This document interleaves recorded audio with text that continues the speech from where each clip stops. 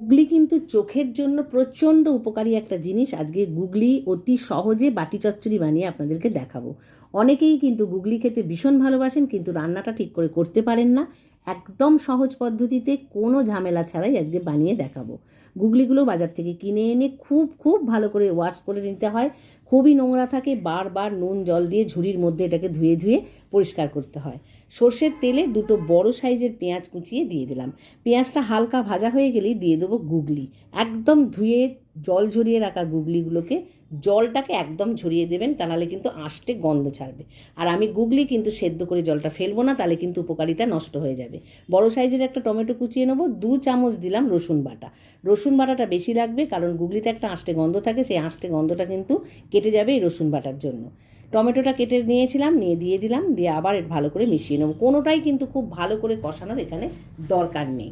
তারপর পরিমাণ মতো নুন দিয়ে ঢাকা দিয়ে দেবো, যাতে পেঁয়াজ আর গুগলি বেশ খানিকটা সেদ্ধ হয়ে যায় আর এখান থেকে যতটা জল বেরোনোর বেরিয়ে যায়। আদা আর 2 রকম সর্ষে একসঙ্গে বেটে নেবো, সেই বাটাটা এখানে দিয়ে দিলাম। সর্ষে আর আদা বাটাটা এখানে দিয়ে দিলাম, দিয়ে ভালো করে নাড়িয়ে চাড়িয়ে নিয়ে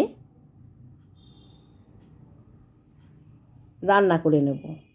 এই গুগলি রান্নাটা একদম সহজ পদ্ধতিতে দেখাচ্ছি। দিলাম হলুদ গুঁড়ো আর বেশ খানিকটা ঝাল লঙ্কার গুঁড়ো। আপনি এই রান্নাটা করতে করতে ঢাকা দিয়ে অনেক কাজ করে নিতে পারবেন। সম্পূর্ণ লো ফ্লেমে এই রান্নাটা করতে হয়, জল কিন্তু এখানে একদমই দেবো না।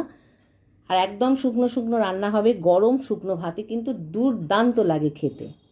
ছোট্ট ছোট্ট করে ডুমো ডুমো করে আলু কেটে রেখেছিলাম, সেই আলু কাটাগুলো এর ওপর দিয়ে দিলাম। আমি কিন্তু কোনো কিছুই এখানে আলাদা করে ভাজিনি, কারণ বাটি চচ্চড়ি করছি, তাই আলাদা করে ভাজার কোনো দরকার নেই। ঢাকা দিয়ে দিয়ে রান্না করতে হবে। বেরিয়ে গেল অনেকখানি জল।